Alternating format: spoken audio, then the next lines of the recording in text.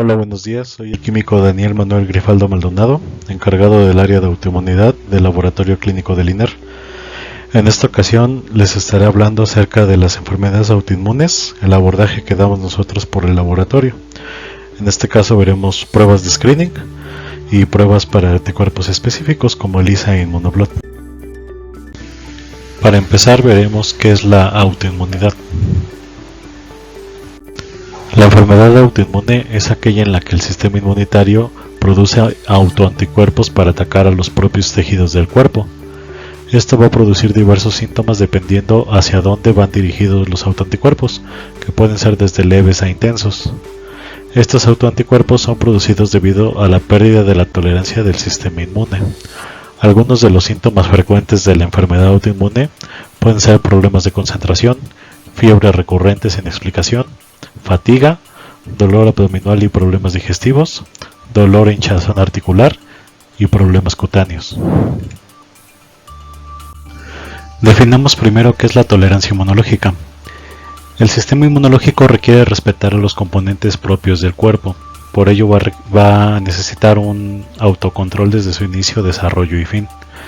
Esto puede ser, dirigido a las distintas células que conforman el sistema inmunológico o que están involucradas en el sistema inmunológico, y puede ser de distintas formas, tanto centrales, que es desde su maduración, y periféricas, que es cuando ya están en el torrente sanguíneo.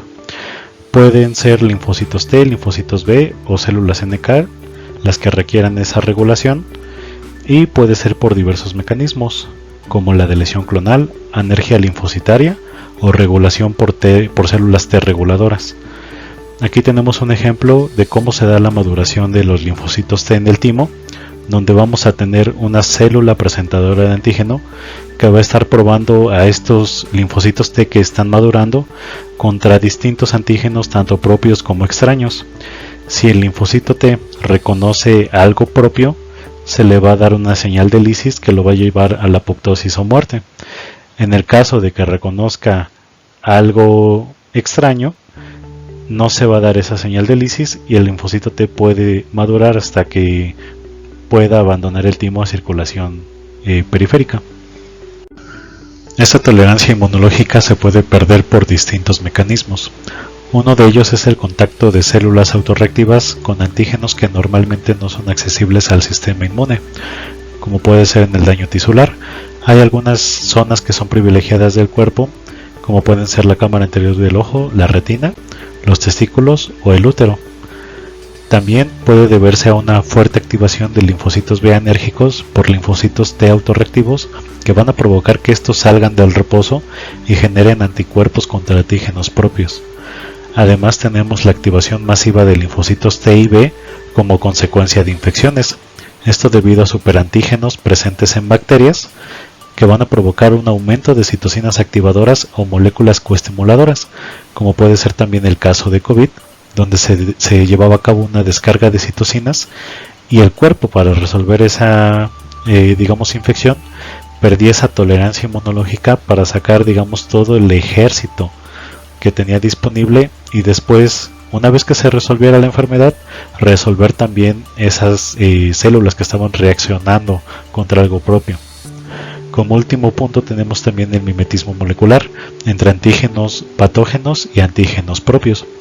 Uno de los casos conocidos es en la artritis reumatoide, donde se tiene documentado que la bacteria Porphyromonas gingivalis tiene o produce algunos péptidos citrulinados que son similares a los que se producen en las articulaciones, lo cual va a provocar que también haya citrulinación de esas partes y se genere el daño en las articulaciones. Unos de estos autoanticuerpos son los anticuerpos anticelulares, anteriormente llamados antinucleares o ANA. Los anticuerpos antinucleares son inmunoglobulinas que reconocen componentes celulares autólogos, tanto nucleares como citoplasmáticos. De ahí que se esté buscando el cambio a llamarlos anticuerpos anticelulares. Estos están presentes en enfermedades autoinmunes y la búsqueda de la presencia de estos ayuda al diagnóstico. Mencionemos un poco de la historia de estos anticuerpos. En 1947, Hargreaves y colaboradores describieron el fenómeno de las células LE y proporcionaron la primera prueba de la presencia de estos anticuerpos. Los anticuerpos contra el ADN se descubrieron en 1957 tras la identificación de las células LE del lupus eritematoso, y actualmente la técnica más utilizada para la detección de estos anticuerpos es la inmunofluorescencia indirecta. ¿Cómo se clasifican estos anticuerpos? Tenemos tres tipos de anticuerpos antinucleares o anticelulares: los naturales, los infecciosos y los autoinmunes. Los naturales están presentes en todos los individuos a títulos relativamente bajos. Los infecciosos se van a producir cuando el cuerpo está cursando un proceso infeccioso y los títulos van a bajar en cuanto se resuelva la enfermedad. Y los autoinmunes reflejan la pérdida de la tolerancia inmunológica y su origen es multifactorial dependiendo de la carga genética, medio ambiente y cambios hormonales, y son aquellos que ya van a producir una sintomatología en los pacientes. ¿Cómo realizamos la detección de estos anticuerpos en el laboratorio? La inmunofluorescencia indirecta es el patrón de oro para la determinación de estos anticuerpos, que además de incluir componentes nucleares, también incluye componentes del citoplasma, por lo cual se está buscando que se llamen ahora anticuerpos anticelulares. Por describir un poco la técnica de inmunofluorescencia indirecta, tenemos que vamos a tener células fijadas en una placa, a las cuales les vamos a colocar el suero del paciente, el cual en caso de tener los anticuerpos se van a unir a los componentes de la célula.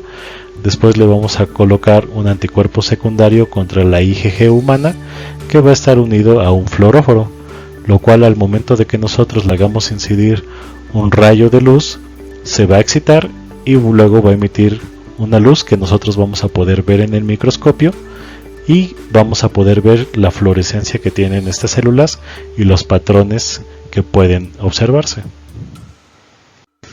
La detección de estos anticuerpos se hace empleando como substratos líneas de células HEP2, las cuales son células de cáncer de laringe, donde las células en monocapa son más grandes y permiten que más detalles de las células sean visibles.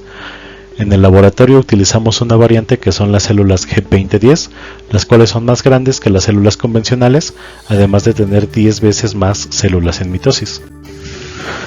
El principio del ensayo consiste en que vamos a incubar las muestras de los pacientes diluidas en diferentes combinaciones de substratos de células HEP2010 e hígado de primate.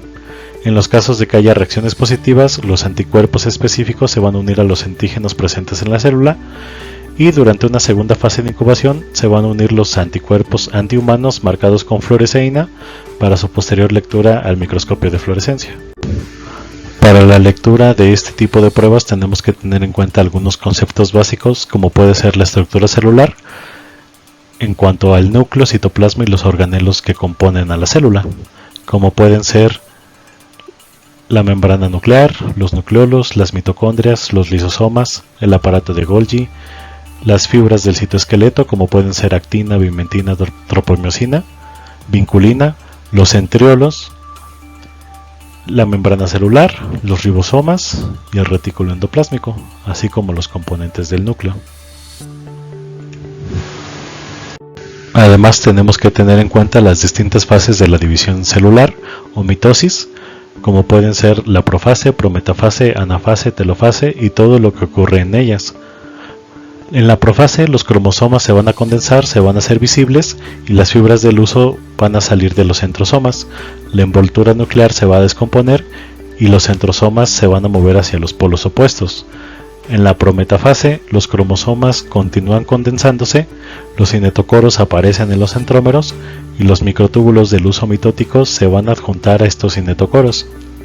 En la metafase los cromosomas se van a alinear en la placa de la metafase. Cada hermana cromátide se va a unir a una fibra del huso procedente de los polos opuestos.